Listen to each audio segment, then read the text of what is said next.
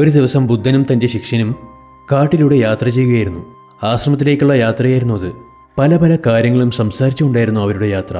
അങ്ങനെ സംസാരിച്ചുകൊണ്ടിരിക്കുന്നതിനിടയിൽ ശിഷ്യൻ ബുദ്ധനോട് ചോദിച്ചു, ഗുരുദേവ, എന്തുകൊണ്ടാണ് മിക്ക ആളുകളുടെയും മനസ്സ് എപ്പോഴും അസ്വസ്ഥമാകുന്നത്?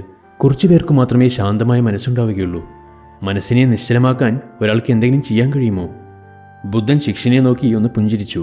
എന്നിട്ട് പറഞ്ഞു, ഞാനൊരു കഥ പറയാം, നീ അതൊന്ന് കേൾക്കൂ. മനോഹരമായൊരു ദിവസം ഒരാന ഒരു മരത്തിൻ്റെ തണലിൽ നിന്നുകൊണ്ട് അതിൻ്റെ ഇലകൾ തിന്നുകയായിരുന്നു. പെട്ടെന്നൊരു ചെറിയ ഈച്ച മൂളിക്കൊണ്ട് അവൻ്റെ ചെവിയുടെ അടുത്തേക്ക് വന്നു. പക്ഷെ അവൻ ആ ഈച്ചയെ ശ്രദ്ധിക്കാതെ ശാന്തമായി തന്നെ ഭക്ഷണം കഴിച്ചുകൊണ്ടിരുന്നു. ഈച്ച ആനയുടെ ചെവിക്ക് ചുറ്റും പറന്നുകൊണ്ട് വലിയ ശബ്ദമുണ്ടാക്കാൻ തുടങ്ങി. പക്ഷെ അതൊന്നും അവനെ ബാധിച്ചേയില്ല. അത് ഈച്ചയെ വല്ലാതെ അത്ഭുതപ്പെടുത്തി. ഈച്ച അവനോട് ചോദിച്ചു, നീ ബധിരനാണോ? അല്ല. ഞാൻ ഇത്രയും ശബ്ദമുണ്ടാക്കിയിട്ടും എന്തുകൊണ്ടാണ് അതൊന്നും നിന്നെ അലട്ടാത്തത്? ഇതുകേട്ട് ആന ചോദിച്ചു, എന്തുകൊണ്ടാണ് നീ എപ്പോഴും അസ്വസ്ഥനും ബഹളമുണ്ടാക്കുന്നവനാവുന്നത്? എന്തുകൊണ്ട് കുറച്ചു നേരമെങ്കിലും നിനക്ക് ശാന്തമായി നിന്നുകൂടാ? ഇതെല്ലാം ചോദിച്ച ശേഷം സമാധാനത്തോടെ അവൻ ഇലകൾ കഴിക്കാൻ തുടങ്ങി.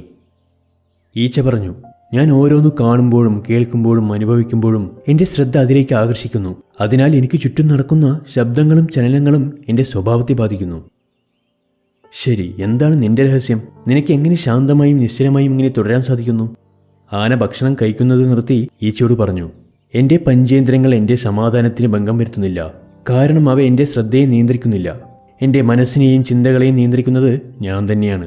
അതിനാൽ എനിക്ക് എൻ്റെ ശ്രദ്ധ ആവശ്യമുള്ളിടത്തേക്ക് നയിക്കാനും അവഗണിക്കാനും കഴിയും, നിന്റെ ഈ ശല്യപ്പെടുത്തുന്ന മൂളൽ പോലും. ഇപ്പോൾ ഞാൻ ഭക്ഷണം കഴിക്കുന്നതിനാൽ ഞാൻ പൂർണ്ണമായും ഭക്ഷണം കഴിക്കുന്നതിൽ മാത്രം മുഴുകിയിരിക്കുന്നു. ഈ രീതിയിൽ എനിക്ക് ഭക്ഷണം ആസ്വദിക്കാനും നന്നായി ചവയ്ക്കാനും കഴിയും. എൻ്റെ ശ്രദ്ധയെ ഞാനാണ് നിയന്ത്രിക്കുന്നത്, മറ്റുള്ളവരല്ല, മറ്റുള്ള കാര്യങ്ങളുമല്ല. അതിനാൽ എനിക്ക് സമാധാനമായി തുടരാൻ കഴിയും. ഈ കഥ കേട്ടപ്പോൾ ശിഷ്യൻ്റെ കണ്ണുകൾ തുറന്നു. അവൻ്റെ മുഖത്തൊരു പുഞ്ചിരി വിടർന്നു. അവൻ ബുദ്ധനോട് പറഞ്ഞു, എനിക്ക് മനസ്സിലായി. എൻ്റെ പഞ്ചേന്ദ്രിയങ്ങളും എനിക്ക് ചുറ്റുമുള്ള ഈ ലോകത്തും നടക്കുന്നതെന്തും അതിൻ്റെ നിയന്ത്രണത്തിലാണെങ്കിൽ എൻ്റെ മനസ്സ് എപ്പോഴും അസ്വസ്ഥമായിരിക്കും. മറിച്ച് എൻ്റെ പഞ്ചേന്ദ്രിയങ്ങൾ എൻ്റെ തന്നെ നിയന്ത്രണത്തിലാണെങ്കിൽ അവയെ അവഗണിക്കാനും എൻ്റെ ചിന്തകളെ നിയന്ത്രിക്കാനും കഴിയും. അങ്ങനെ എൻ്റെ മനസ്സ് ശാന്തമാകും. ഇതു കേട്ട ബുദ്ധൻ ശിഷ്യനോട് പറഞ്ഞു, അതെ, ശരിയാണ്. നമ്മുടെ മനസ്സ് ഒരിക്കലും വിശ്രമിക്കാറില്ല. അത് ഓരോന്നിങ്ങനെ ചിന്തിച്ചുകൊണ്ടേയിരിക്കും. ചിന്തിച്ച് അത് വേറെ എങ്ങോട്ടെങ്കിലും പോകും. അങ്ങനെ ഓരോ പ്രശ്നങ്ങളെ നാം തന്നെ വിളിച്ചു വരുത്തും. എന്നിട്ട് അതിനെക്കുറിച്ചോർത്ത് ആവശ്യമില്ലാതെ വിഷമിക്കുകയും ചെയ്യും.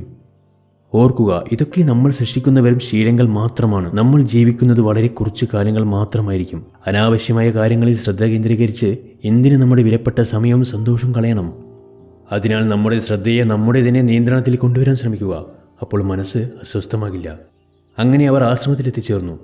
തനിക്ക് ഈ അറിവ് പകർന്നു തന്ന ബുദ്ധനോട് അവൻ നന്ദി പറഞ്ഞു.